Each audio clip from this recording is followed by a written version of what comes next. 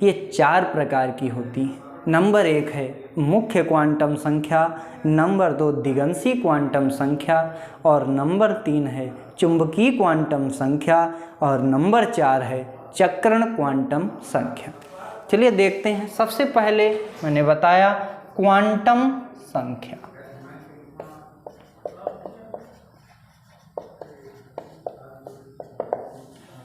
पुनः फिर है कि वे संख्याएं जो परमाणु में उपस्थित विभिन्न ऑर्बिटलों की ऊर्जा, आकार तथा स्थिति को दर्शाती हैं, क्वांटम संख्याएं कहलाती हैं। ये 4 प्रकार की होती हैं। नंबर 1 मुख्य क्वांटम संख्या। मुख्य क्वांटम संख्या, इसको स्मॉल n से प्रदर्शित करते हैं। दूसरा है आपका दिगंशी क्वांटम संख्या। दिगंशी क्वांटम संख्या, इसको स्मॉल l से प्रदर्शित करते हैं। और नंबर 3 आपका है चुंबकीय क्वांटम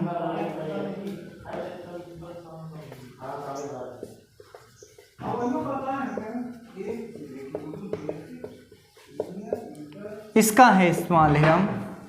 और नंबर 4 आपका है चक्रण क्वांटम संख्या।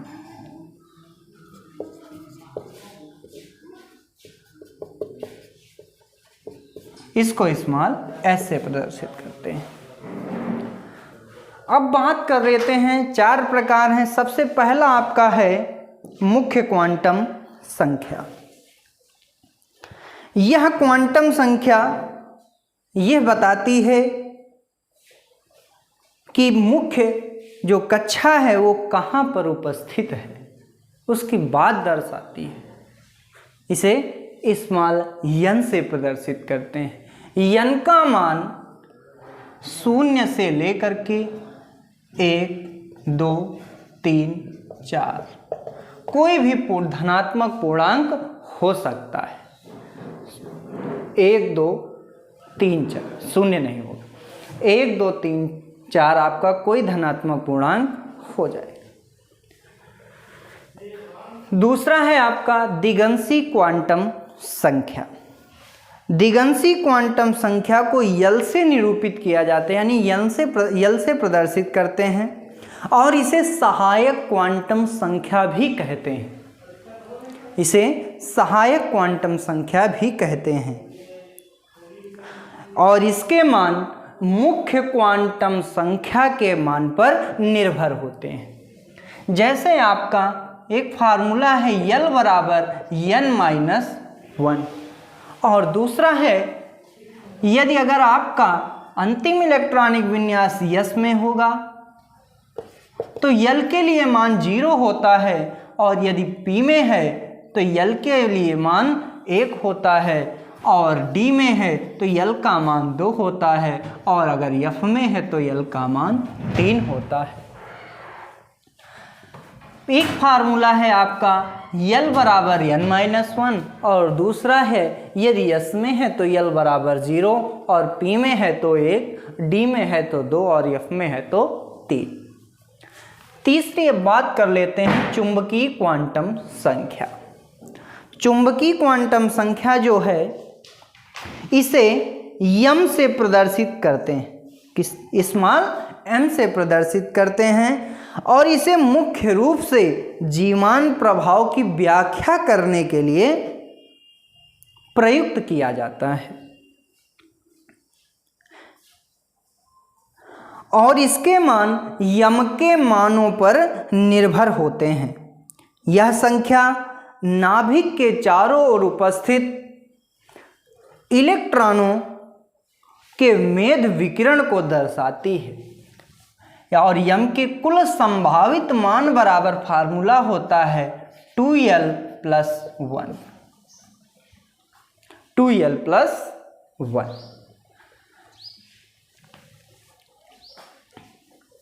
इसके बाद है अगली क्वांटम संख्या है चक्रण क्वांटम संख्या। ये इलेक्ट्रॉन की स्थिति को दर्शाती है, यानी इलेक्ट्रॉन आपका किसी ऑर्बिटल में दक्षिणावर्त है या वामावर्त। मैंने पीछे बताया था आप लोगों को कि एक उपकोष में अधिकतम 2 इलेक्ट्रॉन रह सकते हैं और उनके क्रम इस प्रकार होते हैं अधोमुखी तीर द्वारा, एक दक्षिणावर्त तो दूसरा वामावर्त, और इस स्थिति को दर्शाती है चक्रण क्वांटम संख्या।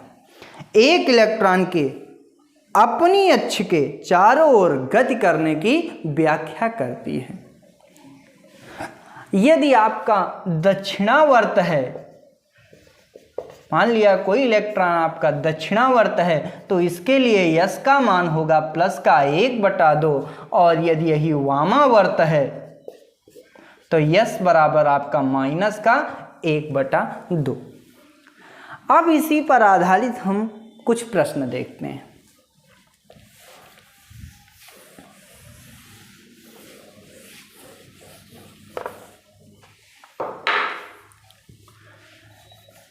जैसे आपका है स्कैंडियम परमाणु क्रमांक 21 आपको दिया है। सबसे पहले इसका हम इलेक्ट्रॉनिक विन्यास करेंगे। तो इलेक्ट्रॉनिक विन्यास करने के लिए आप लोग वही अपना तरीका, ऑफ-बाउ का नियम। तो ऑफ-बाउ का नियम क्या है? 1s2 2s2 2p6 3s2 3p6 3p6 के बाद आपका आ जाएगा 4s2 और 4s2 के बाद आपका आएगा 3d। अब कितने इलेक्ट्रॉन? 12 6 18 2 20, बचा 1 इलेक्ट्रॉन, यानी अंतिम इलेक्ट्रॉनिक विन्यास इसका क्या हुआ? 3d1 हुआ।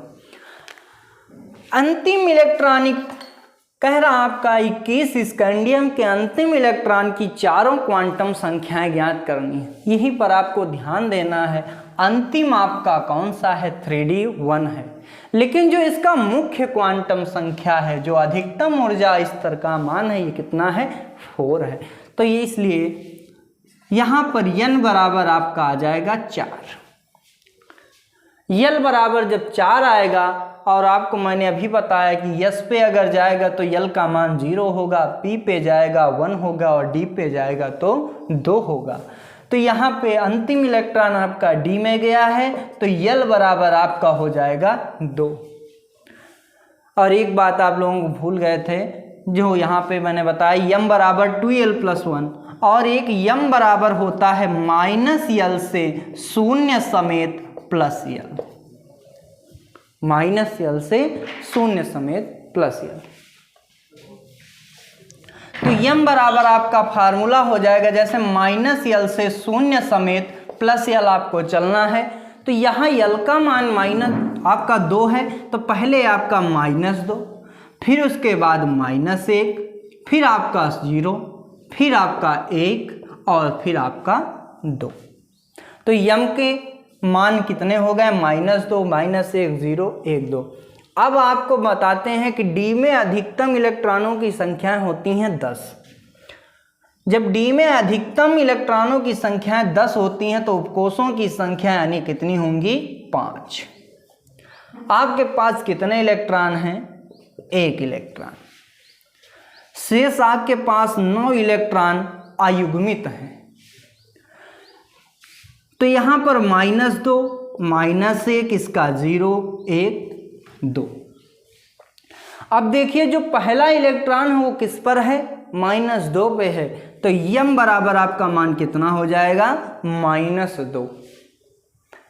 अब इसी प्रकार अंतिम है चौथा क्वांटम संख्या है चक्रण s बराबर, मैंने अभी बताया कि अगर दक्षिणावर्त है, क्लॉकवाइज है, तो उसका मान प्लस का 1/2 होगा, और अगर एंटी क्लॉकवाइज है तो उसका मान माइनस का 1/2 होगा। तो यहाँ पर आपका क्लॉकवाइज है, दक्षिणावर्त है, तो यहाँ पर s का मान कितना होगा? प्लस का 1/2। इसी प्रकार के अन्य क्वेश्चन आपको अगले वीडियो में पुनः मिलेंगे। धन्यवाद।